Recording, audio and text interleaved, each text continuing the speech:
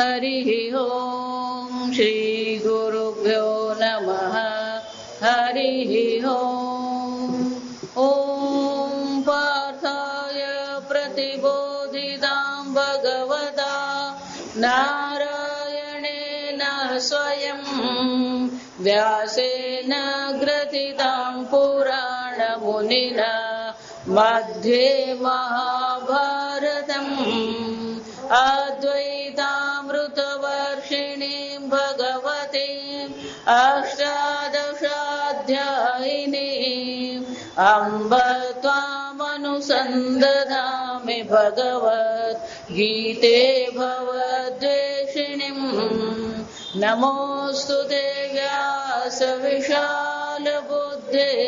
पुल्लारविन्दायतपत्रनेत्र येन त्वया भारततैलपूर्णः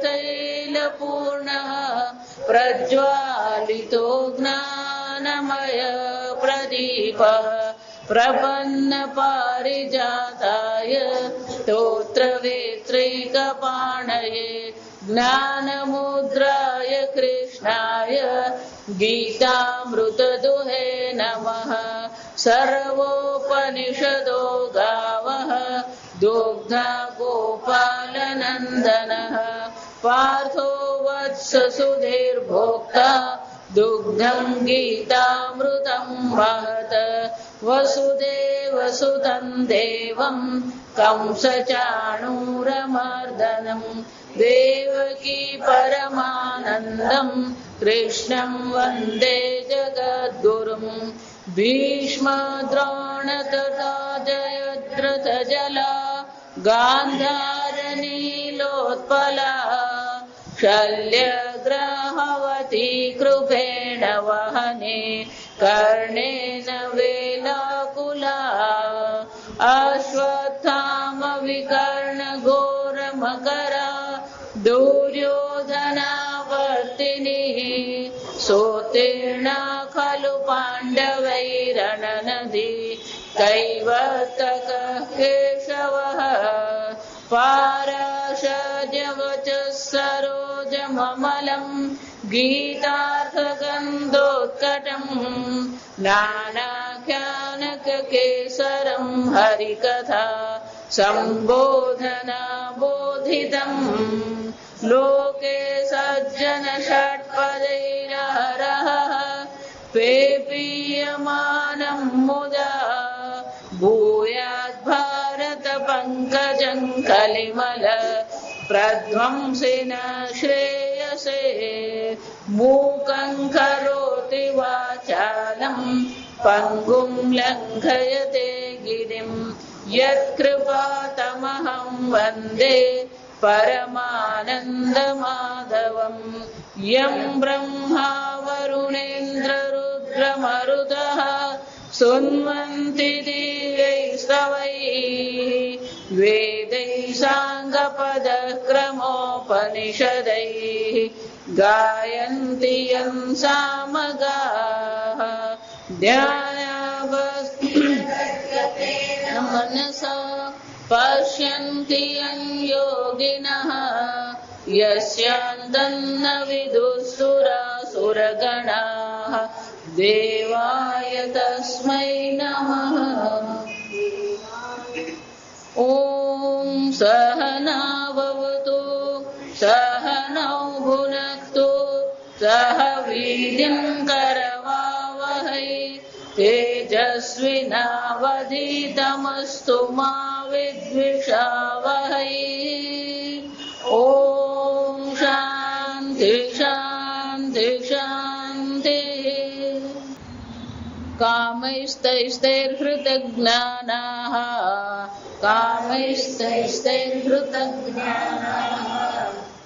तैर्हृत रेफ છે कामैस्तैस्तैर्हृतज्ञानाः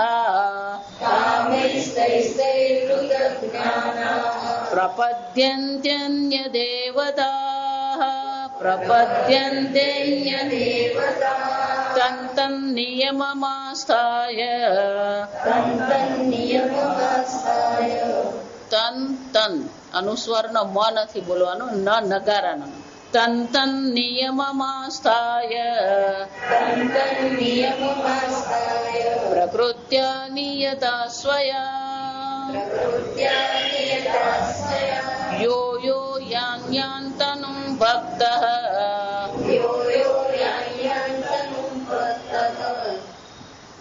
yarn yarn યા પછી અનુસ્વાર પછી ય છે. સંયોગ બધે મકાર બોલવાનો નથી. સંયોગ તો ત્યાં આપણે મ નથી બોલતા. સંયોગ તે જ રીતે અહીંયા યો યાન તનો પછી પાછો બીજો અનુસ્વારમાં ત છે એટલે ન આવે. યો યો યો યાન યાન તનું ભક્તઃ શ્રદ્ધયાર્ચિતમિચ્છતિ તસ્ય તસ્યાચલાં શ્રદ્ધાં ચલાન શ્રદ્ધાં સંશય સંશય શ્રદ્ધાનો શ છે ને હા સંશય તસ્ય તસ્યાચલાં શ્રદ્ધાં તામેવ વિદધામ્યહં સતયા શ્રદ્ધયા યુક્તઃ તસ્યારાધનમીહતે લભતે ચ તતઃ કામાન મય્યેવ વિહિતાન હિતાન. ભગવદ્ ગીતા કે વેદાંતના ઉપદેશની આ એક વિશેષતા છે. ક્યારેક શિષ્ય પ્રશ્ન પૂછે અને એનો ઉત્તર આપવામાં જાય. ત્રીજા અધ્યાયમાં પેલા અર્જુને પ્રશ્ન પૂછ્યો આથ કેન પ્રયુક્તો યમ પાપમ ચરતિ પુરુષ. ભગવાન બધાને જ ખબર છે આ પાપ કહેવાય અને છતાં પણ શું છે આથ કેન પ્રયુક્તો યમ કોનાથી પ્રયુક્ત થઈને કોની પ્રેરણાથી મનુષ્ય પાપ કર્મ કરે છે. અને ભગવાને ઉત્તર આપ્યો કામ એષ ક્રોધ એષ જાસન.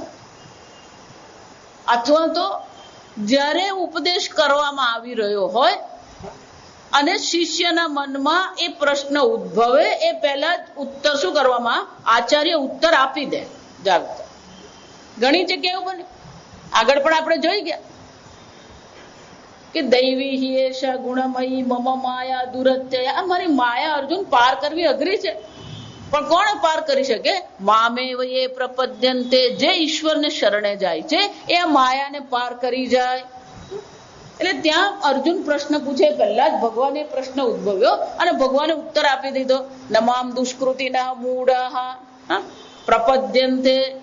જે દુષ્કર્મ કરનારા છે જે મોહિત થયેલા છે એ લોકો મારે શરણે આવતા નથી. જાત તો ત્યાં અર્જુને પ્રશ્ન પૂછ્યો નતો કે ભગવાન આ બધા લોકો તમારે શરણે કેમ નથી આવતા, પણ છતાં પણ એક પ્રશ્નની સંભાવના હોવાથી ભગવાન એનો ઉત્તર આપી જ દે છે.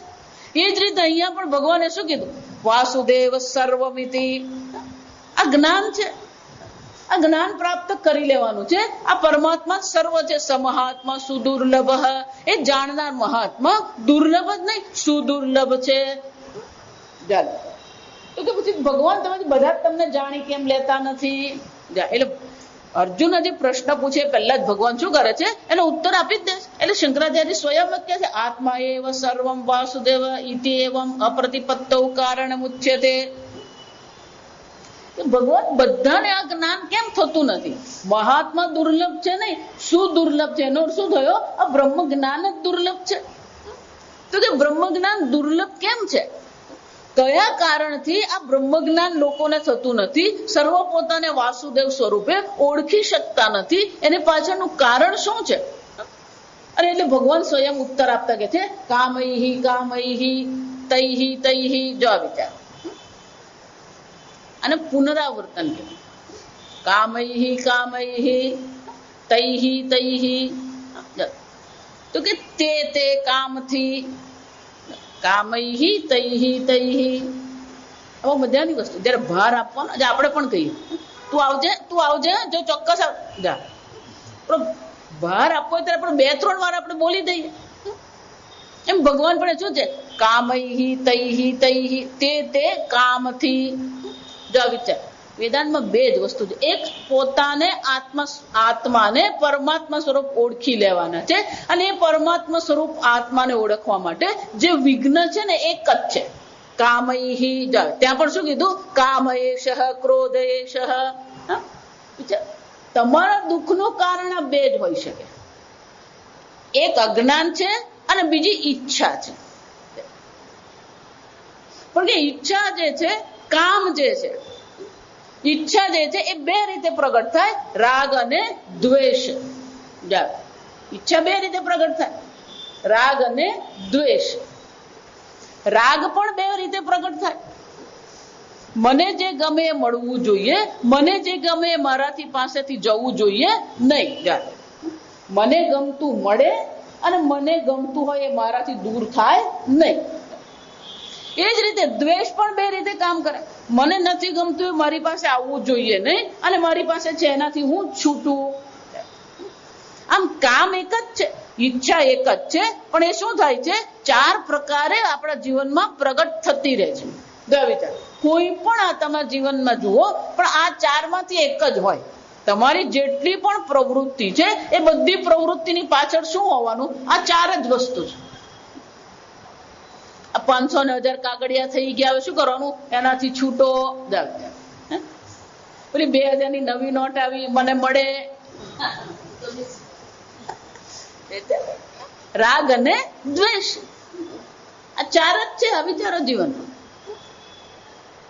આપણું સંપૂર્ણ જીવન જે છે શું થતું રહે છે, આ કામ દ્વારા જ પ્રેરાયેલું છે.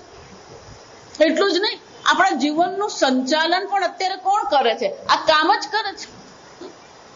ગઈકાલે મેં કહ્યું, આ ભગવાન પણ કહી ગયા, રાગ દ્વેષો વ્યવસ્થિત. ત્રીજા દેવ ભગવાન શું કહે છે, દરેકની બુદ્ધિમાં, દરેકની ઇન્દ્રિયમાં, દરેકના મનમાં શું છે, આ રાગ અને દ્વેષ વ્યવસ્થિત રીતે પડેલા છે. ઇન્દ્રિયાણી મનો બુદ્ધિ અસ્ય અધિષ્ઠાન મુચ્યતે. આ બધાનું અધિષ્ઠાન જે છે શું છે, આ ત્રણ વસ્તુ જ છે, રાગ દ્વેષ નું અધિષ્ઠાન. તો કે ભગવાન તમે જ કહો છો કે રાગ દ્વેષ પડેલા છે, હવે કરવું શું? એક જ ઉપાય, જો બરાબર સમજજો, સંપૂર્ણ ગીતાનો આ સાથ, રાગ દ્વેષ થી છૂટવાનું નથી. આ સમજજો, કોઈ પણ વ્યક્તિ પોતાના રાગ દ્વેષ થી પૂર્ણતઃ મુક્ત નહીં થઈ શકે. હવે કોઈ પણ તમને એમ કે ને અમારે તો કોઈ ઈચ્છા છે જ નહીં, એ કેવા વાળાની ઈચ્છા હોય કે તમે એને એપ્રિશિએટ કરો. વિચાર, જેમ કહેતો ને, ના હું દાન આપું પણ તમારે જાહેર નહીં કરવાનું. જાહેર ન કરવાનું એ પણ ઈચ્છા થઈ કે ન થઈ, એને જાહેર થવાની ઈચ્છા નથી. જો વિચાર, આ ઈચ્છા જે છે ને એ કેવી રીતે પાછલે બારણે આવી જાય ને તમને નહીં ખબર. અને એટલે ભગવાન કે છે, રાગ દ્વેષની નિવૃત્તિ પૂર્ણતઃ કોઈ કરી શકે એમ છે જ નહીં. હું એટલા માટે કહું કે આ બીજા બધે જે પ્રવચન સાંભળવા જાઓ ને, ત્યાં ચર્ચા શાની ચાલતી હોય, આમ નહીં કરો, આમ નહીં કરો. આદેશ કરવાનો કોઈ મતલબ નથી, કોઈ એનો અર્થ નથી. આ સમજો, ભગવાન એક જ ઉપાય બતાવે છે, તયોહો વશમ ન આગત છે. જો આવી ઇન્દ્રિયાણી ઇન્દ્રિયાર્થેભ્ય રાગ દ્વેષો વ્યવસ્થિતો છે જ. રાગ દ્વેષ પણ શું કરવાનું છે, તયોહો વશમ ન આગત છે, એના વશમાં થવાની જરૂર નથી. એનો અર્થ શું થયો, કયા રાગ દ્વેષની પૂર્તિ કરવી અને કયા રાગ દ્વેષની પૂર્તિ ન કરવી એ રાગ દ્વેષના હાથમાં નહીં હોવું જોઈએ, એ તમારા હાથમાં હોવું જોઈએ. બીજું, તમારા હાથમાં પણ નહીં. જો બરાબર સાંભળજો, કેમ ઘણા મને એવું કે માતાજી આ જપ કરીએ અમે, મંત્ર આમ જ નક્કી કરીને કરીએ તો ચાલે કે નહીં? આ બધાનો પ્રશ્ન, આ બધાનો જ પ્રશ્ન છે. માતાજી કઈ હું તો જાતે જ મંત્ર દીક્ષા શું કરવાની, માતાજી હું જાતે જ કરું ચાલે? એટલા માટે મંત્ર દીક્ષા કરવી પડે કે આપણી બુદ્ધિ, આપણું મન બદલાતું. અત્યારે પેલો ઓમ નમઃ શિવાય શરૂ કરી દે, પેલા રમેશભાઈ ઓઝા આવે ને શ્રી કૃષ્ણ શરણમ કરાવે એટલે પછી ઓમ નમઃ શિવાય પછી ક્યાં પહોંચી જાય પેલો શ્રી કૃષ્ણ શરણ. અને પછી પેલા મોરારી બાપુ આવે, આવવાના છે આવતા વર્ષે. આ સમજ, એનો અર્થ શું થાય, તમારું મન એ પરિવર્તનશીલ છે. તમારા રાગ દ્વેષ પરિવર્તનશીલ છે. એટલે તમે જો નક્કી કરશો કે આ મંત્ર મારે કરવો છે, મન બદલાઈ ગયું તો મંત્ર પણ શું થવાનો? પેલો બદલાઈ ગયો. આ ગુરુમાં એવું જ છે. જો એક ફાવે ને એટલે પેલો જાય, પણ નહીં ફાવે એટલે શું કરવાનું? પેલો બીજો નહીં ફાવે તો ત્રીજો. જા સમજો, ગુરુમાં નિષ્ઠા હોવી. શ્વેતાશ્વેતર ઉપનિષદમાં સ્પષ્ટ જ કહ્યું છે, યસ્ય દેવે પરાભક્તિ યસ્ય દેવે તથા ગુરો. જેવી ઈશ્વરમાં તમારી પરાભક્તિ છે, એવી જ પરાભક્તિ જ્યાં સુધી તમારી ગુરુમાં નહીં થાય ત્યાં સુધી તમને જ્ઞાન થતું નથી. જો ગઈકાલે જ આપણે ચર્ચા કરી, શાબ્દિક જ્ઞાન બધાની પાસે છે. સવારે આપણે ચર્ચા કરી કે શાબ્દિક જ્ઞાન તો બધાની પાસે છે. એ તો બરોબર પીએચડી થયેલો કોલેજમાં છે, એ તમને પ્રવચન કરી આપે. વનરાજ કોલેજમાં ત્યાંય જવાની, અમદાવાદ બોમ્બે જવાની જરૂર નથી. વનરાજ કોલેજમાં MA ફિલોસોફી છે જ, સમજો દર્શન શાસ્ત્ર. એ લોકો તૈત્રીય ઉપનિષદ ભણાવે, એ લોકો ભાગવતનો 3જો સ્કંદ ભણાવે. શાસ્ત્ર ભણાવવું, શાસ્ત્રનો ઉપદેશ કરવો અઘરો નથી. મારી સાથે 2 મહિના રહો ને તો તમે પ્રવચન કરતા થઈ જાવ. સમજો આજકાલ તે બધા બાપુ ઉભા થાય છે ને, બધા તો જાત જાતના બાપુ આવે. એ બધા શું કરે? બીજા જે સેટલ થયેલા બાપુ હોય ને એની સાથે 2 વર્ષ ફરે. જાવ 2 વર્ષ ફરે એટલે ખબર પડી જાય શું વાત કરવાની. એ બાપુ બનવું એક વસ્તુ છે ને વેદાંતના આચાર્ય બનવું બીજી વસ્તુ છે. આ આપણી બુદ્ધિ પરિવર્તનશીલ છે. અખાણાનંદજી મહારાજ અમને હંમેશા કહેતા, વૈરાગ્ય શતકમાં ભર્તૃહરિજી આજ કે પોતાના મન પર ક્યારે વિશ્વાસ નહીં કરવાનો. આ સમજો, દરેકને પોતાના મન પર, પોતાના રાગ દ્વેષ પર અત્યંત આસક્તિ છે. એ એમ જ માનો, હું કહું ને માતાજી એ ફાઇનલ જવાબ છે, પણ તું જ ફાઇનલ નથી. જો સમજો, તું અહીંયાથી એક દિવસ ઉચકાઈ જવાનો. જો આ વિચાર સમજો, ક્યારેય નહીં, મનનો વિશ્વાસ ક્યારેય નહીં કરે. અને એટલા માટે રાગ દ્વેષ પર વિજય મેળવવો હોય, રાગ દ્વેષને વશમાં કરવું હોય તો ઉપાય એક જ છે, ધર્મ અનુસાર જીવન જીવો. જો આ વિચાર, ધર્મ શું કે છે? પાંડવો અને કૌરવમાં જ ફરક છે. પાંડવોને પણ રાજ્યની ઈચ્છા હતી, કૌરવોને પણ શું છે? રાજ્યની જ ઈચ્છા હતી. આ સમજો, પાંડવોને ઈચ્છાની દ્રષ્ટિએ કૌરવ ને પાંડવનો શું ફરક હતો મને કહો? પાંડવોએ જે યુદ્ધ કર્યું એ પણ શાના માટે કર્યું? રાજ્ય માટે કર્યું. અને કૌરવો પણ જે લડી રહ્યા હતા શાના માટે લડી રહ્યા હતા?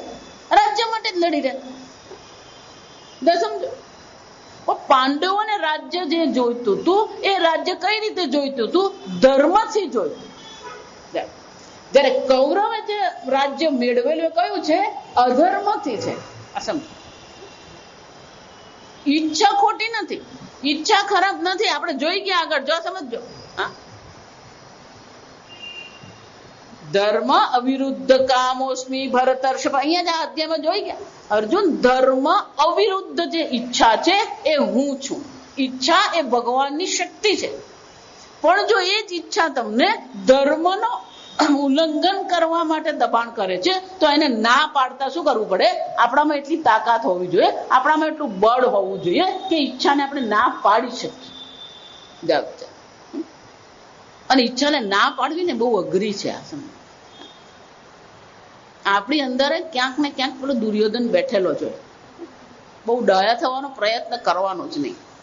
સ્વામીજી કે બધા મારી પાસે આવે ત્યારે પેલો એટલો ડાયો થઈને વાત કરતો હોય ઇન્દ્રાસન. દરેક ની અંદર આ પેલો કૌરવ, દરેક ની અંદર પેલો રાવણ, કઈ મંથરા બેઠેલા જ છે. અર્જુન પણ ઈચ્છા રહિત તો હતો જ નહીં. હું એટલા માટે કહું, અર્જુન જ્યાં ગયો ને ત્યાંથી એક પત્ની લઈ આવેલો. જ્યાં સમજ, આ મહાભારત વાંચો તો ખબર પડે.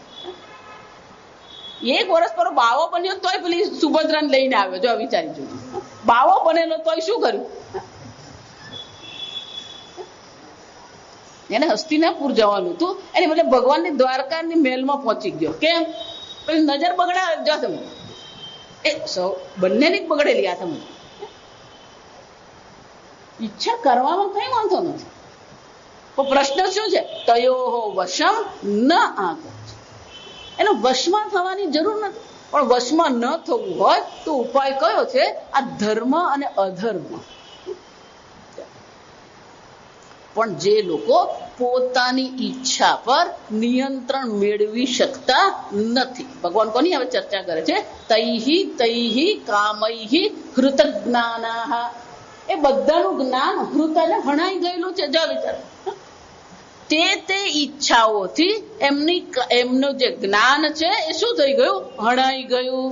જો વિચાર, કાલે મેં કીધું ને, જ્ઞાન, ઈચ્છા અને કર્મ, ત્રણ જ વસ્તુ છે. તમારું જીવન આટલું જ છે. જાનાતી ઈચ્છતી કર્મ કરોતી, આ જ તમારું જીવન છે. જાનાતી ઈચ્છતી કર્મ કરોતી. જાણ્યું, બજારમાં આવી ગયું, શું ઉબાડ્યું? ઈચ્છતી, ઉબાડ્યું ખાવાની ઈચ્છા થઈ. કર્મ કરોતી, સંપૂર્ણ જીવન આ જ છે. ગઈકાલે કહ્યું એમ, પેલું જ્ઞાન અને ઈચ્છા બરાબર છે, તો પેલું કર્મ થવું જોઈએ. પણ જયારે જ્ઞાન જ હણાઈ ગયું, જો વિચાર, કામના દ્વારા જ આપણું જ્ઞાન શું થઈ ગયું? હણાઈ ગયું. કામૈહિ તૈહિ તૈહિ હૃત જ્ઞાનાહ. શંકરાચાર્યજી કહે છે કયા કયા પ્રકારની કામનાઓ હોય, એટલે શંકરાચાર્યજી સ્વયં ભાષ્યમાં દર્શાવે છે. તૈહિ તૈહિ પુત્ર પશુ સ્વર્ગાદિ વિષયૈહિ હૃત જ્ઞાનાહ અપહૃત વિવેક વિજ્ઞાનાહ. આ ઈચ્છા કોનું અપહરણ કરે? આ તમારા જ્ઞાનનું અપહરણ. તમારા જ્ઞાનનું સંરક્ષણ તમારે કરવાનું. કોનાથી? આ ઈચ્છા. તમારા જ્ઞાનને, તમારા મન, તમારા બુદ્ધિના બોડીગાર્ડ કોને બનવાનું છે? તમારે જાતે. આ જ્ઞાનને ઝેડ સિક્યોરિટી આપવી પડે. કેમ? પેલી કામના શું કરતી રહે? અપહરણ કરવા તૈયાર જ. પુત્ર પશુ સ્વર્ગાદિ. પુત્ર પશુ એટલે દ્રષ્ટ ફળ કહેવાય. આ લોકના અને પરલોકના. આ જેટલા પણ સંપ્રદાય ચાલે ને બધા, એ કહે તો આ લોકના દ્રષ્ટ ફળ બતાવે અથવા પરલોકના અદ્રષ્ટ ફળ તમને બતાવે. આમ કરો તમને કૈલાસધામની પ્રાપ્તિ થશે, શિવધામની પ્રાપ્તિ થશે. કોણે જોયું શિવધામ? જો આ સમજ. અહીંયા અક્ષરધામ નથી જોયું, તો ત્યાં અક્ષરધામ તો કોણે જોયું હોય છે? લોકો એવું લોભામણી બધી વાતો કરે ને, અને આપણું મન પણ શું થઈ જાય? એ બધામાં લોભામણી બધી. આ વિચાર, પૂજ્ય સ્વામીજી બહુ સરસ કહેતા. ત્યારે પેલું માર્કેટ હોય ને, ટેક્સટાઇલ માર્કેટ, ડાયમંડ માર્કેટ, એમ સ્પિરિચ્યુઅલ માર્કેટ. શું કહેવાય? સ્પિરિચ્યુઅલ માર્કેટ ને સ્પિરિચ્યુઅલ સુપર માર્કેટ. જો કેમ લોકો એવું જાત જાતનું કહેતા હોય ને, તમે સ્વર્ગમાં જશો, ત્યાં તમને આમ મળશે, આમ થશે. એટલું બધું લોભામણી ચર્ચાઓ કરે, એટલું બધું આકર્ષણ કરવાનો પ્રયત્ન કરે. એટલે સ્વામી જેવું કે જેટલા સંપ્રદાય અન્ય લોકની પ્રાપ્તિની ચર્ચા કરે એ બધા કેવા છે? Tourism promoter. વેકેશન પડે ને એ પહેલાથી શું શરૂ થઈ જાય? ગોવા 25,000 4 દિવસ. મને કઈ ખબર નથી, આમાં ગપ્પા મારું જશે. હમણાં એક ભાઈ મને આવીને મને કે, મતલબ જો મારા પર મેસેજ આવ્યો, કોડાઈ કેનાલમાં 8,000 2 ફેમિલી. 8,000 તને રૂમ મળ્યો, ખાવાનું પીવાનું જવાને આવવાનું કોણ કરવાનું? એમ જેમ અહીંયા લૌકિક ટુરિઝમ ચાલે એમ શું કરવાનું હોય? આમ કરો શિવલોકમાં પ્રાપ્તિ થશે, આમ કરો શિવધામની પ્રાપ્તિ. આ પાછા બધા જાત જાતના હોય છે. ના, એ તમારા શિવજી ને અમારા શિવજી જુદા. આ બધા સંપ્રદાય, હું હંમેશા એટલા માટે કહું, આ બધા સંપ્રદાયમાં ફરતા રહેવાનું, એટલે ભટકી આવવાનું, એટલે બધો વેદાંત શું છે ને ખબર પડે. પેલો બીજો કે નાના કૈલાસ ધામમાં જવાનું, પેલો બીજો કે ગોકુલ ધામમાં જવાનું, પેલો કે વૈકુંઠવાસી. પેલા એડવર્ટાઇઝમેન્ટમાં યાર પેલા આ મૃત્યુ થયું ને ત્યારે એમાં એવું થાય. હા, પહેલી એકાદશી એટલે શિવ માર્ગી, બીજી એકાદશી એટલે વૈષ્ણવ. જો આ બધું જાત જાત તો ચાલતું હોય. ભગવાનની ભક્તિ કરો, તમને શું છે ગોકુલધામમાં નિત્ય રાસલીલામાં સ્થાન મળશે. કોણ જોવા ગયું? લોભમ એટલે શંકરાચાર્ય શું કહે છે? આદિ એટલે પછી આ બધું ઉમેરી દેવું. પુત્ર, પશુ, સ્વર્ગ પછી જાય. તો આ બધાથી શું થાય છે? હૃત જ્ઞાન, અપહૃત વિજ્ઞાન, વિવેક વિજ્ઞાન. આપણું વિવેક વિજ્ઞાન જે છે, વિવેક એટલે શું છે? નિત્ય અનિત્ય વસ્તુ વિવેક. શું નિત્ય છે ને શું અનિત્ય છે એ આપણું જ્ઞાન શું થઈ ગયું? હણાઈ ગયું. સ્વર્ગ નિત્ય નથી. તે તમ ભુક્ત્વા સ્વર્ગલોકમ વિશાલમ ક્ષીણે પુણ્ય મર્ત્યલોકમ વિશંતિ. સ્વર્ગ નિત્ય છે. ત્યાં પણ તું ગયો. પેલો ગોવા જાય, ક્યાં સુધી ગોવા જાય? પેલું ખિસ્સું ભરેલું હોય ત્યાં સુધી.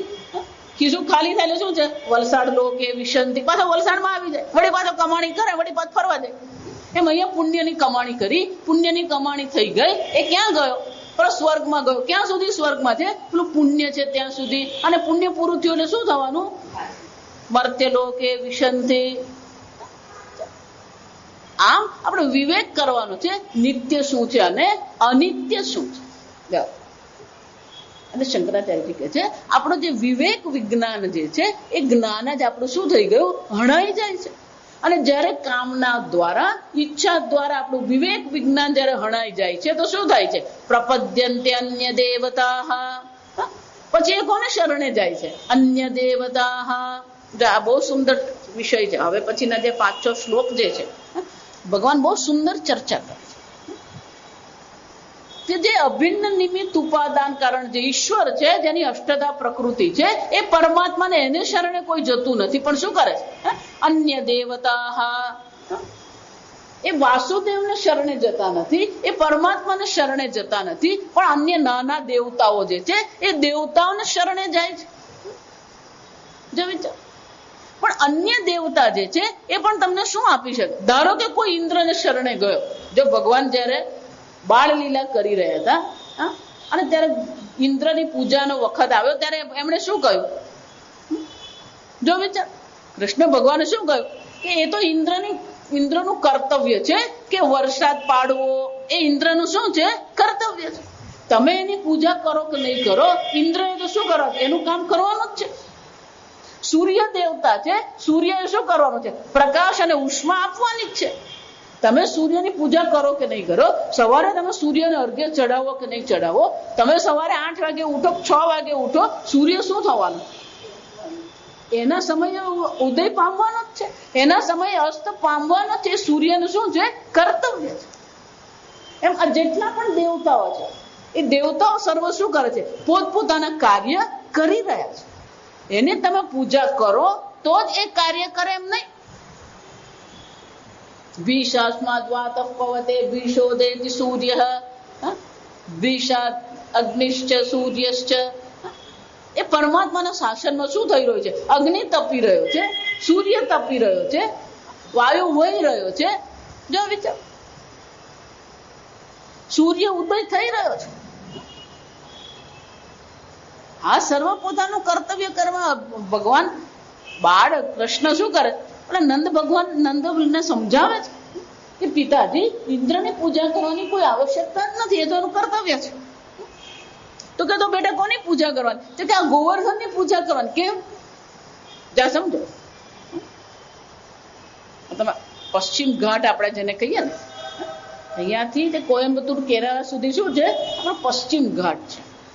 પશ્ચિમ ઘાટની તમે પશ્ચિમ બાજુ જુઓ તો બધી લીલોતરી છે, પણ એનો પછીનો ભાગ જુઓ તો શું થવાનું?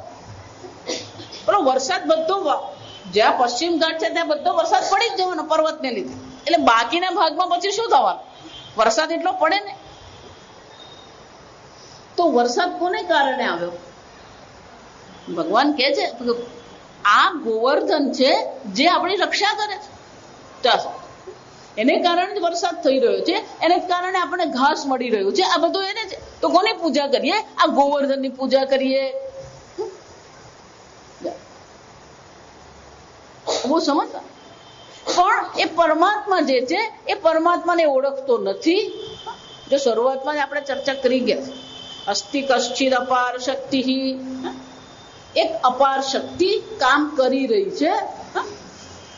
પણ આપણે શું કરીએ? આપણે અન્ય દેવતા, આ નાના દેવતાઓને શરણે આપણે જઈએ છીએ અને પછી શું કરીએ? તન તન નિયમાસ્થાય, તે નિયમમાં આપણે શ્રદ્ધા કરીએ છીએ. જો આપણે ત્યાં દર વર્ષે એટલા માટે એક માતાજી ઊભા થાય જ, જો આ સમજ, પેલા વૈભવ લક્ષ્મી આવ્યા અને પછી બધા જાતના માતાજી આવ્યા અને પછી એના નિયમ પણ આવે, પછી એની ચોપડી અને વ્રતની ચોપડી બહાર પડે. જો કેટલાક લોકો આવીને મને આપી દે, માતાજી આ નવી ચોપડી આવી.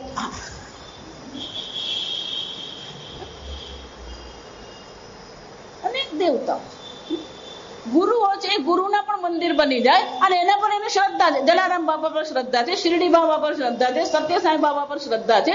તમ તમ નિયમાસ્થાય, તે નિયમને શું કરે છે? એ શ્રદ્ધાથી એનું પાલન કરે છે. જો વિચાર, અનેક પ્રકારના ગુરુઓ છે, અનેક પ્રકારના દેવી દેવતાઓ છે.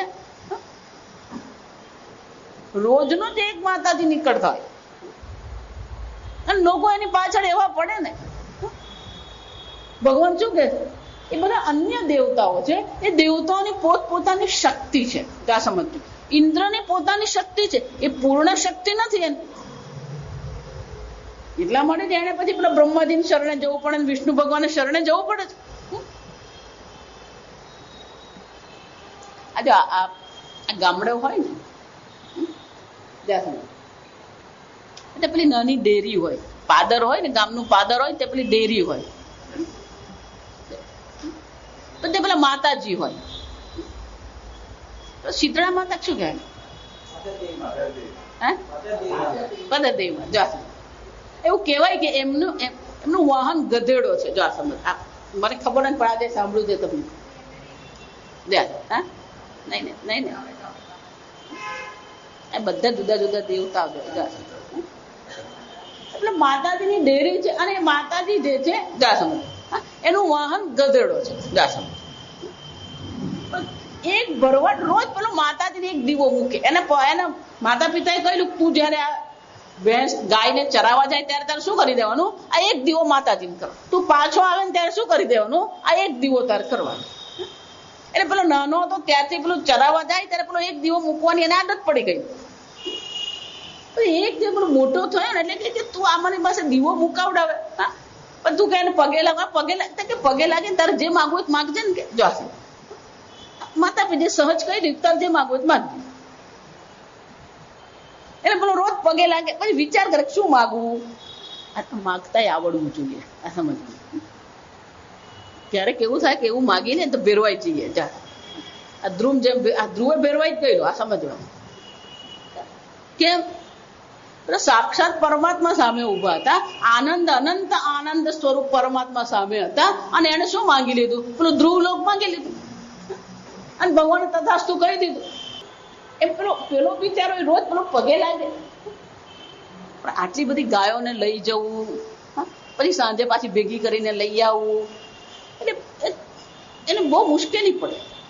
અને જેમ વર્ષ જાય તેમ પેલી ગાય વધતી જતી હોય. એટલે એને વિચાર આવ્યો કે મારી પાસે એક ઘોડો હોય ને તો બહુ સારું પડે. જાસમ કેમ? પણ ઘોડા પર મારે ચરાવવા લઈ જવાનું મને સારું પડે અને ગાયોને થોડે દૂર સુધી પણ મારથી લઈ જવાય અને વધારે સારું ચારો પણ આપી શકાય. એટલે પછી રોજ પેલો પગે લાગીને ત્યારે પ્રાર્થના કરે, એ માતા મને ઘોડો આપ. રોજ માંગે. એક દિવસ પેલો માતાજી પ્રગટ થયા. રોજ પેલો દીવો કરીને પગે લાગે એટલે માતાજી પ્રગટ થઈ ગયા. માતાજી પ્રગટ થયા પણ માતાજી ત્યારે ગુસ્સામાં હતા. જા એટલે પેલો બિચારો ડરી ગયો કે મેં તો ખાલી ઘોડો માગ્યો, આમાં આટલો બધો આમ ગુસ્સો કેમ? એટલે માતાજી એમ ક્રોધમાં. એટલે પેલો બિચારો ધ્રુજી ગયો કે આ કઈ ખોટું કરી દીધું, કેમ કરી જાવ. એટલે પેલા માતાજી કે અલે તને હું ઘોડો આપી શકતી તો હું ગધેડા પર શું કામ બેસું? કેમ? મારી મર્યાદા. જો સમજજો, દરેક અન્ય દેવતા એમ કહેવામાં આવે, આ નાના દેવતાઓ છે, દરેકની પોતાની શું છે? એક મર્યાદા છે. એની મર્યાદામાં રહીને જ એ તમને ફળ આપી શકે. વિચાર. અને એટલે ભગવાન કે છે પણ એને પેલી પરમાત્માના શરણે જવાની કોઈ ઈચ્છા નથી. કેમ? એ એટલી બધી કામનાઓથી હણાઈ ગયેલું જ્ઞાન છે કે પોતાની કામનાઓની પૂર્તિ માટે આ નાના નાના દેવતાઓનો શું કરતો રહે છે? પૂજા પાઠ કરતો રહે છે. અને એટલું જ નહીં, એ દરેક દેવતાના પેલા નિયમ હોય અને એ શું કરે છે, એ નિયમમાં આસ્થા, એમાં એની શ્રદ્ધા છે. પણ કે કયા દેવતાને બચે? પ્રકૃત્યા નિયતા સ્વયા, એની પોતાની જે પ્રકૃતિ છે એ પ્રકૃતિથી જ પ્રેરાઈને શું કરે છે, આ દેવતાને શરણે જાય છે. અને એટલે શંકરાચાર્ય કહે છે તમ તમ દેવતા આરાધને પ્રસિદ્ધ નિયમ તમ તમ આસ્થાય આશ્રિત્ય. પણ કોને કારણે? સ્વભાવેન પ્રકૃતિ. શંકરાચાર્યજી કહે છે આ પ્રકૃતિ કોને કહેવાય? જન્મ જન્માંતર અર્જિત સંસ્કાર વિશેષેણ. જન્મો જન્મથી એને અનેક પ્રકારની બુદ્ધિમાં શું કર્યા છે, આ સંસ્કાર પડેલા છે. તો એટલા માટે ક્યારેક આપણને મનમાં એવું થાય, આ તમે બાળકો જુઓ ને, નાના બાળકો એ અચાનક જ એવું કરે કે આપણને એમ થાય આવું ક્યાં શીખી લાવે, આ કેમ આવું કરે છે? કેમ? કારણ કે એના મનમાં શું પડેલા છે, અનેક જન્મના સંસ્કારો પડેલા જ છે. ભલે તમે ગમે એટલા વિચાર, હું એટલે વારંવાર કહું ને કે એક જ કુળમાં, એક જ વાતાવરણમાં કૌરવ અને પાંડવો ઉછર્યા, એક જ કુળમાં જન્મ. પ્રારંભનો અભ્યાસ પણ ભીષ્મ પિતામહે કરાવ્યો, પછીનો અભ્યાસ કૃપાચાર્યએ કરાવ્યો, અને પછી ધનુર્વિદ્યાનો અભ્યાસ એમને દ્રોણાચાર્યએ કરાવ્યો. એક જ ગુરુ, જો વિચારજો, એક જ કુળ, એક જ ગુરુ, એક જ વાતાવરણ, અને છતાં પણ શું થયું? બેની પ્રકૃતિ કેવી છે? વિરોધી પ્રકૃતિ છે. એક ધર્મનું ઉલ્લંઘન કરવામાં શરમ નથી માનતો અને બીજો ધર્મનું ઉલ્લંઘન કરવા તૈયાર નથી. આ ફરક કોણ પાડે છે? પ્રકૃત્યા સ્વયા, પોતાની જે પ્રકૃતિ છે, દરેક પોતાની પ્રકૃતિને સમર્પિત છે. જો 5મા અધ્યાયમાં બધું જોઈ ગયા આપણે. ત્યાં 3જા, 4થા, 5મા અધ્યાયમાં બધી ચર્ચા પ્રકૃતિની થઈ ગઈ. પ્રકૃતિ યાંતિ ભૂતાની નિગ્રહ કિમ કરિષ્યતિ. દરેક કોને સમર્પિત છે? આ પોતાની પ્રકૃતિને સમર્પિત છે. નિગ્રહ કિમ કરિષ્યતિ, એનો એ નિગ્રહ એને વશમાં કેમ કરી શકે? અને એટલે ભગવાન કહે છે સ્વપ્રકૃત્યા સ્વભાવેન જન્મ જન્માંતર અર્જિત સંસ્કાર વિશેષેણ નિયતાઃ પ્રેરિતાઃ. આમ દરેક વ્યક્તિ પોતાને પ્રકૃતિના અધીન છે અને એ કામથી પ્રેરાઈને અન્ય નાના નાના દેવતાઓને શું કરતો રહે છે? એ દેવતાઓને શરણે જાય છે. તે દેવતાઓના નિયમો છે, એ નિયમોમાં શ્રદ્ધા રાખીને તે નિયમનું એ પાલન કરતો રહે છે. પણ કે ભગવાન આ બધું થાય તો શું થવાનું? એને ફળ મળે કે નહીં મળે? એને તો શ્રદ્ધાથી કર્યું છે, ભલે એને પ્રકૃતિને વશ થઈને કર્યું, પણ એણે જે કર્મ કર્યું એ શ્રદ્ધાપૂર્વક એણે કર્મ કર્યું છે. તો જો એને શ્રદ્ધાપૂર્વક કર્મ કર્યું હોય તો એને કર્મ ફળ પણ શું થવું જોઈએ? અવશ્ય મળવું જોઈએ. એટલે ભગવાન 2 ચર્ચા કરે. પહેલી એની શ્રદ્ધાની ચર્ચા કરે છે 21ના શ્લોકમાં, અને 22ના શ્લોકમાં એના કર્મના ફળની ચર્ચા કરે છે. 3જા અધ્યાયમાં આપણે જોઈ ગયા કે જ્ઞાની માટે ભગવાન એક નિયમ બતાવે છે, ન બુદ્ધિ ભેદમ જનયેત અજ્ઞાનામ કર્મ સંગીનામ. જે કર્મમાં આસક્ત છે એની બુદ્ધિમાં કોઈ પણ પ્રકારથી ભેદ ઉત્પન્ન કરવાની જરૂર નથી. બહુ સમજવા જેવી વસ્તુ કે એની શ્રદ્ધા જ્યાં છે ત્યાં જ એની શ્રદ્ધાને શું કરવાની જરૂર છે? સ્થિર કરવાની જરૂર છે. કારણ કે એક વાર શ્રદ્ધા તૂટી પછી એ શ્રદ્ધા બીજી વાર થતી નથી. એક વાર તમારી શ્રદ્ધા તૂટી ગઈ, એક વાર તમારો વિશ્વાસ તૂટી ગયો, પછી એ વિશ્વાસ શું થવાનો? અને એટલા માટે ભગવાન ત્યાં બહુ સ્પષ્ટ કહે કે કોઈની શ્રદ્ધાની સાથે છેડછાડ નહીં કરવાની. એને જે દેવતાનું એ માનતો હોય શું કરવાનું? એને શ્રદ્ધાથી કરવા દેવાનું. એ જ નિયમનો ભગવાન અહીંયા પાલન કરતા કહે છે યો યાન યાન તનુમ ભક્તઃ શ્રદ્ધયા અર્ચિતુમ ઇચ્છતિ. જે ભક્ત, જે તનુ એટલે શરીર, એ પરમાત્મા દેવતા, તો કે જે કામ યહ એટલે કે આ ઈચ્છા છે, ઈચ્છુક છે, અને તે પોતાની ઈચ્છાની પૂર્તિ કરવા માટે જે જે દેવતાને શ્રદ્ધાપૂર્વક એ ઈચ્છાથી પોતાની ઈચ્છા પ્રમાણે એ કર્મ કરી રહ્યો છે, પૂજા પાઠ કરી રહ્યો છે, અર્ચિતુમ ઈચ્છતી, એ દેવતાની અર્ચના કરવાની એ ઈચ્છા કરે છે. ભગવાન કહે છે તસ્ય તસ્ય અચલામ શ્રદ્ધામ તામ એવ વિદધામ્યહમ. એની શ્રદ્ધા હું ક્યાં દ્રઢ કરી દઉં છું? એ જ દેવતામાં એની શ્રદ્ધા હું ત્યાં અચલ શ્રદ્ધા બનાવી દઉં છું. એની શ્રદ્ધાને હું ડગાવતો નથી. ક્યારેય કોઈની શ્રદ્ધા નહીં તોડવાની, ક્યારેય કોઈનો વિશ્વાસ નહીં તોડવાનો. કે એક વાર વિશ્વાસ તૂટ્યો પછી બીજી વાર વિશ્વાસ થાય નહીં. એક વાર શ્રદ્ધા તૂટી પછી બીજી વાર શ્રદ્ધા થાય નહીં. જો એટલા માટે જ હું કહું કે આ જેટલા પણ ધર્મ પરિવર્તન કરી રહ્યા છે એ ખરેખર ધર્મ પરિવર્તન દ્વારા શું કરી રહ્યા છે? હિંસા છે. સૌથી મોટી હિંસા એ છે કે તમે કોઈની શ્રદ્ધા સાથે છેડછાડ કરો છો. આ આદિવાસી પ્રજા જે છે બિચારી ભોળી છે, એને કશું કઈ જ્ઞાન છે ને, એની રીતે એના પોતાના દેવતાઓ છે. જો તમે આદિવાસી જો ને, એ લોકોનો પોઠિયો કહેવાય. તમે ત્યાં જુઓ ને તો ત્યાં છે પથ્થર પર એ લોકોએ બનાવ્યું હોય, પેલો સૂર્ય છે, ચંદ્ર છે, વાઘ છે, નાગ છે અને મોર છે. અને એ લોકોને કઈ પણ સમસ્યા હોય તો ત્યાં જઈને ધજા ચડાવી આવે. જો ત્યાં ગયા હોય ને એ લોકોને ખબર હોય. એ લોકોને આ પંચદેવતા છે, સૂર્ય, ચંદ્ર, મોર, વાઘ અને નાગ. એટલે ક્યારેક તમે જુઓ ને તો એક એક જુદા પણ હોય અને ક્યારેક એક જ પથ્થર પર શું કર્યું હોય, એ લોકો 5 બનાવ્યા હોય અને પછી રંગ બનાવી દીધા. એ લોકોની ત્યાં શ્રદ્ધા છે. અને મુખ્યતઃ ત્યાં હનુમાનજીનું વધારે, એ લોકોને હનુમાનજીની શ્રદ્ધા વધારે. એટલે ખાલી ક્રિશ્ચિયન લોકો જ નહીં, આ સમજજો. બોલો જે સંપ્રદાય વાળો જાય ને એના સંપ્રદાય ભગવાન ત્યાં મુખ્ય આવે. એટલે પણ એ હનુમાનજીને માને છે, એને હનુમાનજીમાં શ્રદ્ધા છે, તો શું કરવાની જરૂર છે? એને એમ કહેવાનું ના હનુમાનજીને નહીં કરતું, આવે આ ભગવાનને કર. એટલે દરેક સંપ્રદાય વાળા પેલા ફોટા લઈને જ ફરતા હોય. જા સમજો, આ ટુરિઝમ પ્રમોશન જેવું જ છે. આ સમજ પોતાના ગુરુજીને પોતાના દેવતાને ફોટા લઈને ફરતા હોય, પછી જઈને શું કરી આવે? ના ના તું જો આ કર, અમારું બહુ સરસ છે, બહુ સરસ છે, આવજે તું અમારે સત્સંગમાં. એટલે ઘણી વાર તમે આ આદિવાસીઓને ઘરમાં જાઓ ને તો ખબર પડે, આંટો મારવાનો છે.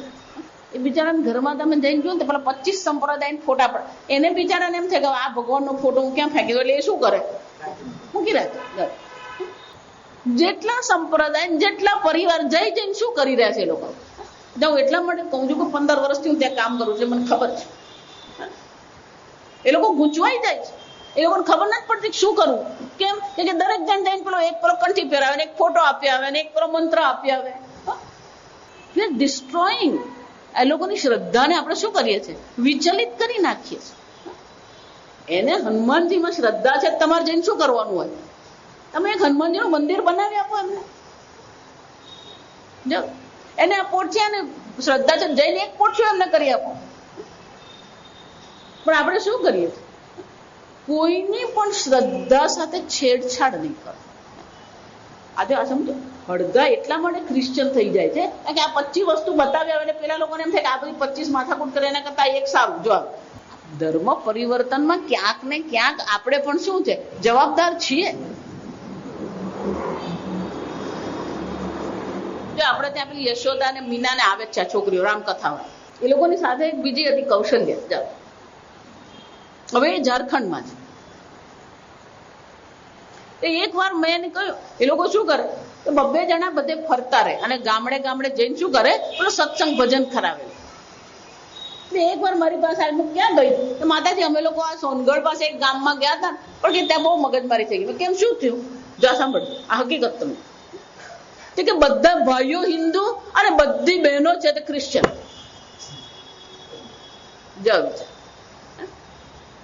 એનો અર્થ શું થયો? ફક્ત શ્રદ્ધા નથી તૂટી, પણ શું તૂટ્યો? પેલો પરિવાર તૂટ્યો. જો પરિવાર તૂટી ગયો તો સમાજ રહેશે, અને સમાજ તૂટી ગયો તો પછી એ પ્રદેશ રહેશે. તમે ખાલી એની શ્રદ્ધા તોડી, પણ એની જે અસર છે એ શું છે? આ હિંસા કહેવાય. આને શું કહેવામાં આવે? સૌથી મોટી હિંસા છે કે તમે કોઈની શ્રદ્ધા તોડો. અને એટલે ભગવાન શું કહી રહ્યા છે? તસ્ય તસ્ય અચલામ શ્રદ્ધામ વિદધામિ. વિદધામિ એટલે કે ત્યાં જ એની શ્રદ્ધાને હું દ્રઢ કરી દઉં છું. તામેવ વિદધામિ સ્થિરીકરોમિ. એની શ્રદ્ધાને હું ત્યાં જ સ્થિર કરી દઉં છું. એની શ્રદ્ધા હું તોડતો. મને કોઈ પણ દેવતાની પૂજા કરતો હોય તે દેવતામાં હું શું કરું છું? એની શ્રદ્ધા દ્રઢ કરી આપું છું.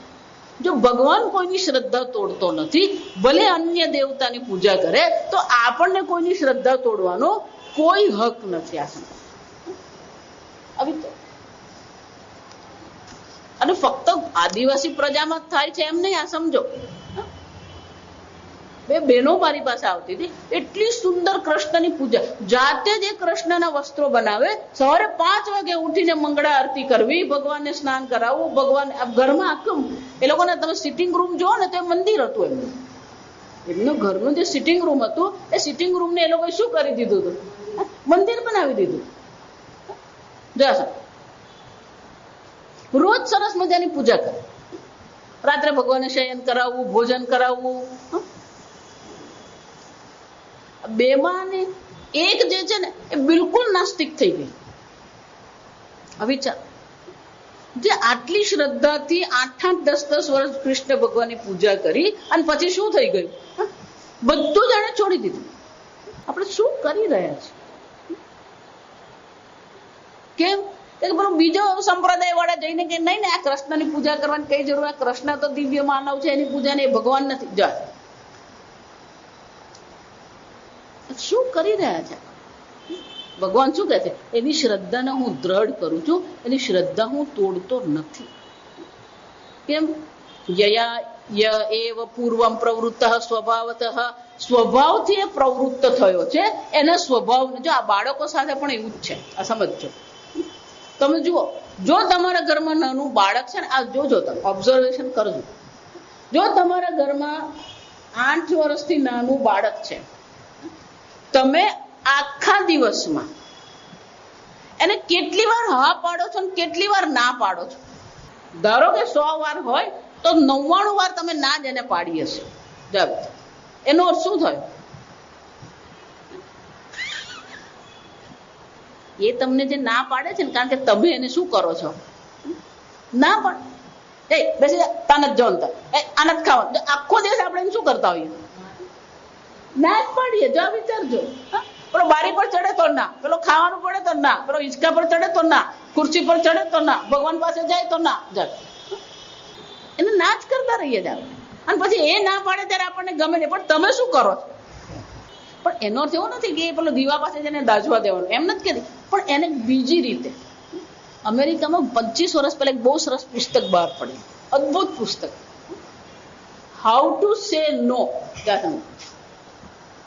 હાઉ ટુ સે નો. એનો સાર તમે જો તો એક જ છે, ના બોલ્યા વગર તમે ના પાડી શકો કે નહીં? ના શબ્દ બોલ્યા વગર તમે ના પાડી શકો કે નહીં? એમ બાળકને પણ શું કરવાનું? તમારા મોઢામાંથી ના નીકળવું નહીં જોઈએ, અને છતાં પણ એને અટકાવી શકો તમે. કેમ?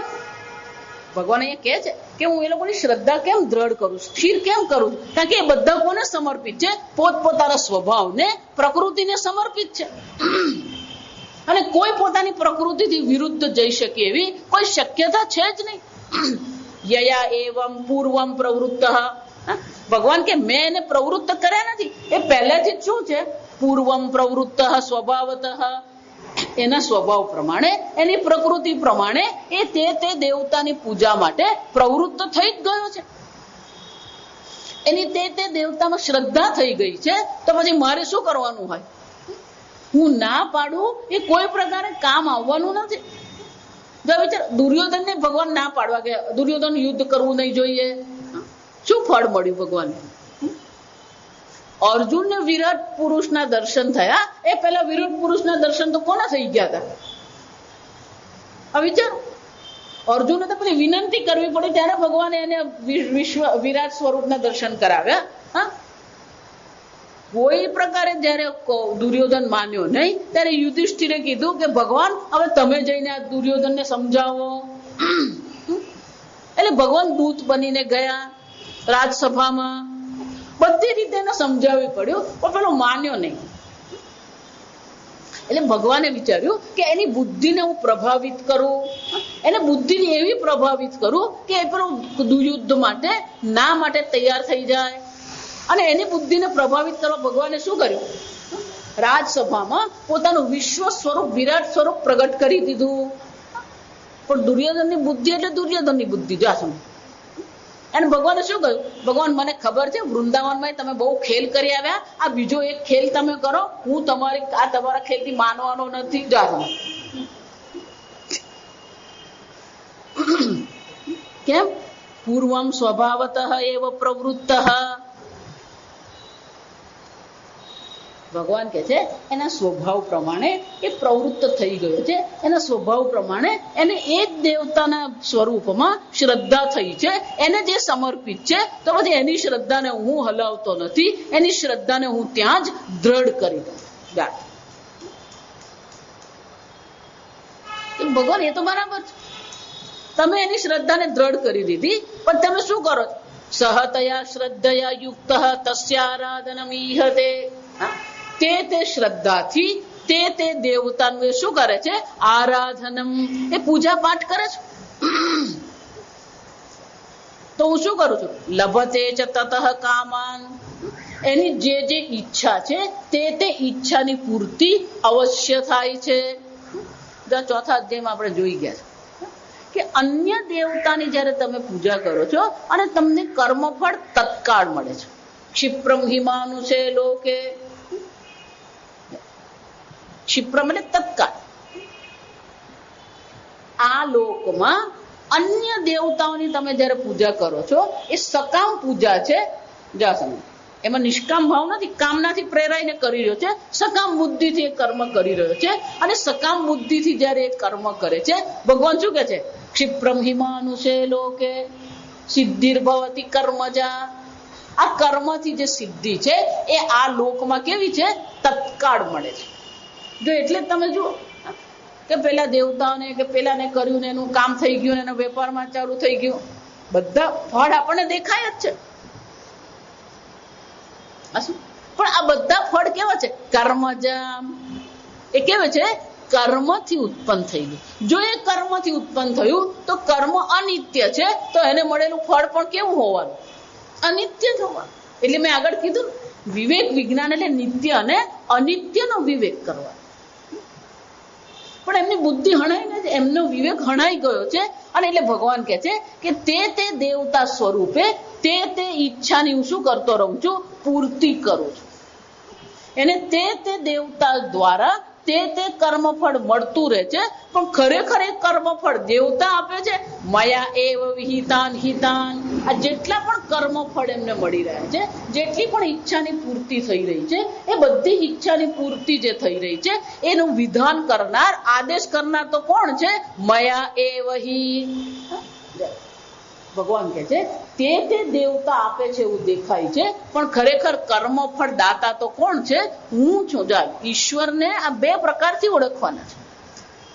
એક તો અભિન્ન નિમિત્ત ઉપાદાન કારણ છે, આપણે પ્રારંભમાં અહીંયા અધ્યાયમાં જોઈ જ કે જગતનું ઉત્પન્ન કરનાર પણ ઈશ્વર જ છે, અને જેમાંથી જગત ઉત્પન્ન થયું એ દ્રવ્ય પણ કોણ છે? ઈશ્વર જ છે. એટલું જ નહીં, કર્મ અધ્યક્ષ પણ ઈશ્વર છે. કર્મનો અધ્યક્ષ તમે નથી. આ વિચારજો. ભલે તમને એમ લાગે મેં કર્મ કર્યું, પણ ખરેખર એ કર્મ કોની અનુગ્રહથી થઈ રહ્યો છે?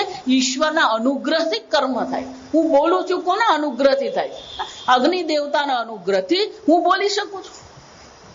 દિગ દેવતાના અનુગ્રહથી તમે શ્રવણ કરો છો. સૂર્ય દેવતાના અનુગ્રહથી તમે દર્શન ક્રિયા કરો છો. જાગૃત. કોઈ પણ કર્મ આપણે કરી રહ્યા છે એ ઈશ્વરના અનુગ્રહથી આપણે કર્મ કરીએ છીએ. અને એટલા માટે કર્મનો પણ અધ્યક્ષ કોણ છે? ઈશ્વર છે. કર્માધ્યક્ષ ઈશ્વર. અને જો કર્માધ્યક્ષ ઈશ્વર જો તમે ઓળખી લેશો તો કોઈ પણ કર્મ માટે તમને ક્યારેય અભિમાન નહીં થાય. આ એક. કર્મફળ દાતા પણ કોણ છે? ઈશ્વર જ છે. કર્મણ્યેવ તવ અધિકારઃ મા ફલેષુ કદાચન.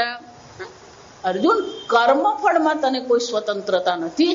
તે કર્મ કર્યું કર્મફળ તને અવશ્ય મળી જાય. પણ કર્મફળ ઉત્પન્ન કરનાર કર્મ નથી, તમે નથી, પણ કર્મફળ ઉત્પન્ન કરનાર કોણ છે? ઈશ્વર સ્વયં છે. આમ કર્મનો અધ્યક્ષ પણ ઈશ્વર છે અને કર્મફળ દાતા પણ ઈશ્વર છે. તમે મંદિરમાં જાઓ અને મંદિરમાં તમે માતાજી છે, માતાજીની ચુંદડી ચડાવી, સાકર દાણા ચડાવ્યા અને પછી ત્યાંથી તમને જે મળે એને તમે શું કહો? પ્રસાદ કહીએ. છે તો સામાન્ય જ વસ્તુ. જો વિચારજો, 1 ફૂટ બાય 1 ફૂટની બધી સામાન્ય ચુંદડી છે, પણ એ માતાજીને ચરણે ગઈ અને માતાજી પાસેથી આવી 1 ફૂટની ચુંદડી હવે શું બની ગઈ? પ્રસાદ. પછી એ શું કરવાનું? પેલી ગાડીને પેલા મિરર પર શું કરી દઈએ આપણે? બાંધી દઈએ. રક્ષા કહેવાય એને. શું કહેવાય? રક્ષા. દુકાનમાંથી લઈને નહીં બાંધો. જો વિચારજો, દુકાનમાંથી લઈને ચુંદડી નહીં બાંધો, પેલી માતાજી પાસે જઈને આવે તે ચુંદડી તમે બાંધો. તો ઈશ્વર પાસેથી જે મળે એ વસ્તુ શું બની જાય? પ્રસાદ. તો કર્મફળ આપનાર ઈશ્વર છે. તો જેટલા પણ તમે કર્મ કર્યા આનું જયારે કર્મફળ મળે છે તો તમારામાં બુદ્ધિ કઈ હોવી જોઈએ? પ્રસાદ બુદ્ધિ જાત. પ્રારબ્ધ કર્મ જે છે એ પણ શું છે? કર્મફળ છે. આ શરીર તમે બનાવ્યું, શરીર આપનાર ઈશ્વર છે, શરીરનું સંચાલન કરનાર પણ ઈશ્વર છે. તો આ શરીર પણ શું છે? એ માતાજી અમને તો પેલા લાડવો મળે ને એ પ્રસાદ લાગે, બાકી આ શરીર પ્રસાદ. શરીર ઈશ્વરે તમને આપ્યું તો શરીર પણ શું છે? માતા પિતા ઈશ્વરે આપ્યા. તમે નક્કી કરે માતા પિતા અહીંયા આવવાને તારે એપ્લિકેશન આપેલી, પેલા રમીલાબેન ને મમ્મી બનાવજો, રમીલાબેન અવેલેબલ નહીં હોય તો એપ્લિકેશન આપેલી. તમારા માતા પિતા કોણે નક્કી કરે? ઈશ્વર. તમને બાળકો જે આવ્યા એ બાળકો કોણે આપ્યા તમને? માતા પિતા પ્રસાદ છે, બાળકો પ્રસાદ છે. એટલા માટે પેલું નામ પણ એવા જ આવે, લક્ષ્મી પ્રસાદ, વેંકટ પ્રસાદ.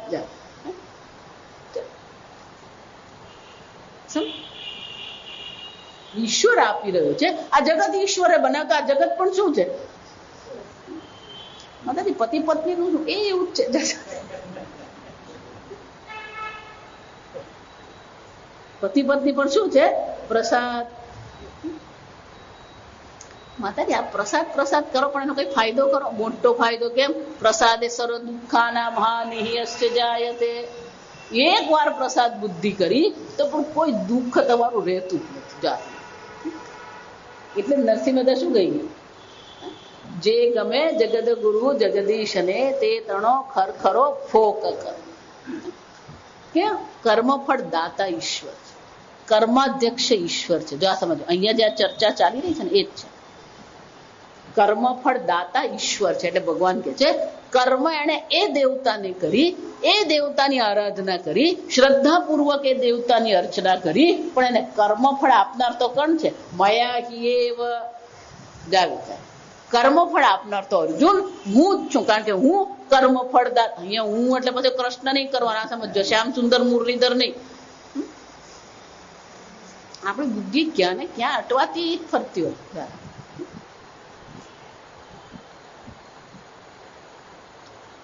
હું એટલે કોણ? આગળ ભગવાન પોતાની આપી જ ગયા ચર્ચા. હું એટલે કોણ છે? હું એ પરમેશ્વર, આ જગતનો અભિન્ન નિમિત્ત ઉપાદાન કારણ છું. એ પરમેશ્વર છે. અને હું શું કરું છું? આ કર્મફળ એમને આપું છું. એમના કર્મને અનુરૂપ, એમની આરાધનાને અનુરૂપ, એમની શ્રદ્ધાને અનુરૂપ હું શું કરું છું? માયા એવ વિહિતાન હિતાન કામાન. એમની ઈચ્છાને અનુરૂપ હું એ કર્મફળ એમને આપું છું. એટલે શંકરાચાર્યજી કહે છે આરાધિતાયા દેવતાન્યા તન્વાહ કામાન ઈપ્સિતાન. જે ઈચ્છાઓ કરી હોય માયા એવ પરમેશ્વરેને સર્વજ્ઞેને કર્મફલ વિભાગ્નતયા. અહીંયા મેં કર્માધ્યક્ષ કીધું, શંકરાચાર્યજી બીજો શબ્દ કહે છે કર્મ ફલ વિભાગજ્ઞાઃ. આ ભગવાન કોણ છે? કર્મફળના વિભાગને જાણનારો છે. કોને કયું કર્મફળ આપવું એની જાણકારી કોણ છે? ઈશ્વર. અને ઈશ્વર કોણ છે? સર્વજ્ઞ. એ સર્વજ્ઞ પરમાત્મા. વેદાંતમાં કેટલાક વાક્યો છે ને ગોખી નાખવાના આપણી દેશી ભાષા. ઘટસ્ય કરતા ઘટજ્ઞ, ઘડાને બનાવે ને ઘડાનું જ્ઞાન હોય. જો ઘડો કેમ બનાવે ને જ્ઞાન નહીં તો ઘડો બનાવી શકે? ઘટસ્ય કરતા ઘટજ્ઞ, તો સર્વસ્ય કરતા સર્વજ્ઞ. સર્વને જેને ઉત્પન્ન કર્યું એ કેવો હોવો જોઈએ? સર્વજ્ઞ. અને શંકરાચાર્યજી કહે છે આ ભગવાન જયારે હું એમ જયારે કહી રહ્યા છે મારા દ્વારા એમ કે છે તો એ મારા દ્વારા એટલે કોણ? હું જે પરમેશ્વર છે, જે સર્વજ્ઞ છે, અને આ કર્મ ફળનો હું કોણ છું? જાણનારો છું. બરાબર?